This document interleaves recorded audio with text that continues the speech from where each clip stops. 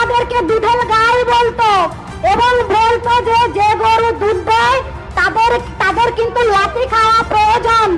আপনাদেরকে বারবার ব্যবহার করেছে আপনাদের সরকার আপনাদেরকে বারবার ব্যবহার করেছে।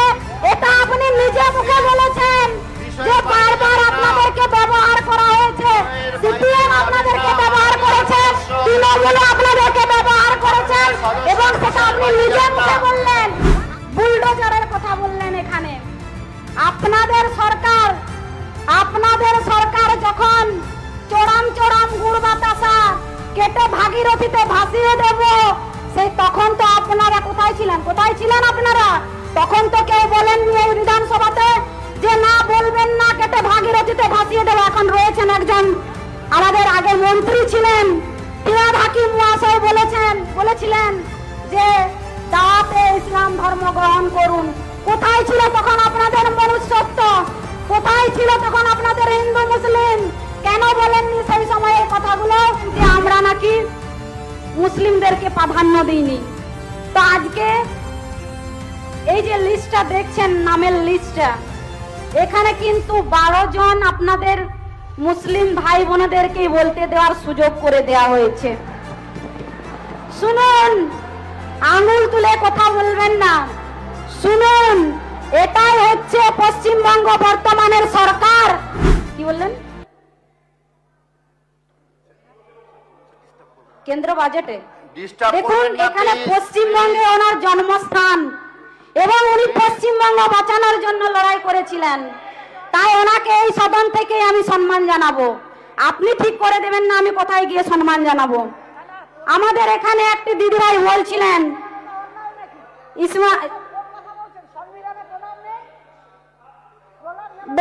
যে আমরা নাকি মুসলিমদেরকে প্রাধান্য দিইনি।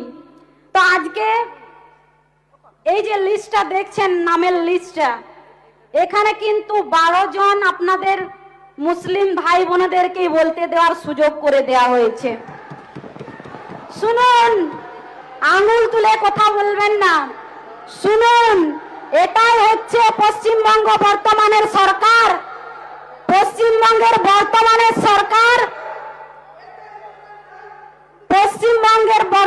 সরকার হিন্দু মুসলিম করে না। তাই বারবার সবকা সাথ, সবকা বিকাশ, সবকা বিশ্বাসের কথা বলেন এই সরকার। পশ্চিমবঙ্গ সরকার, বিগত দিনের যে পশ্চিমবঙ্গ সরকার ছিল, মাননীয় মুখ্যমন্ত্রী শুনুন, আপনাদেরকে দুধের গাই বলতো এবং বলতো যে যে গরু দুধ দেয় তাদের কিন্তু লাঠি খাওয়া প্রয়োজন।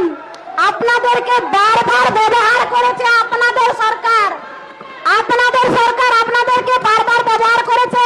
এটা আপনি নিজে মুখে বলেছেন যে বারবার আপনাদেরকে ব্যবহার করা হয়েছে। সিপিএম আপনাদেরকে ব্যবহার করেছে, তৃণমূল আপনাদেরকে ব্যবহার করেছে এবং সেটা আপনি নিজে মুখে বললেন। আপনি নিজে মুখে বলেছেন, হ্যাঁ, আপনি নিজে মুখে বলেছেন যে আপনাদেরকে ভুল বুঝিয়ে বারবার আপনাদের ভোট ব্যাংক নিয়ে আপনাদের উপর ছল চাতুরি করেছে, আপনি নিজে বলেছেন। তো যাই হোক, আমাদের সরকার হিন্দু মুসলিমের সরকার নয়, আমাদের সরকার সবকা সাথ সবকা বিকাশ, সবার বিকাশের জন্য আমাদের সরকার কাজ করেন। আপনি হয়তো জানেন যে এনডিএ সরকার এপিজে আব্দুল কালাম আজাদকে কিন্তু রাষ্ট্রপতি করেছিলেন। এটা মনে রাখবেন। আপনি বলছিলেন না যে আমাদের মুখ্যমন্ত্রী হয়নি, প্রধানমন্ত্রী হয়নি, রাষ্ট্রপতি হয়েছেন, ঠিক আছে? তো যাই হোক, হিন্দু মুসলিমের কথা এখানে বলবেন না। আর একটা কথা বলছিলেন যে গোপাল মুখার্জির নামে যে রোড করা হয়েছে, শুনুন, গোপাল মুখার্জির নামে যে রোড করা হয়েছে, সেই রোড নিয়ে আপনি কথা বলেছেন। তো সেই রোড, এই যে গোপাল পাঠা বলে যাকে আমরা জানি, গোপাল মুখার্জি, ইনি যদি না থাকতেন তাহলে পশ্চিমবঙ্গের হিন্দু মহিলারা, মা বোনেদের ইজ্জত থাকতো না। তাই উনি লড়াই করেছেন, উনি নিজেকে প্রমাণ করেছেন যে উনি পুরুষ এবং উনি লড়াই করে দেখিয়ে দিয়েছেন যে মা বোনেদের সম্মান কিভাবে রক্ষা করা যায়। তারপর বুলডোজারের কথা বললেন এখানে। আপনাদের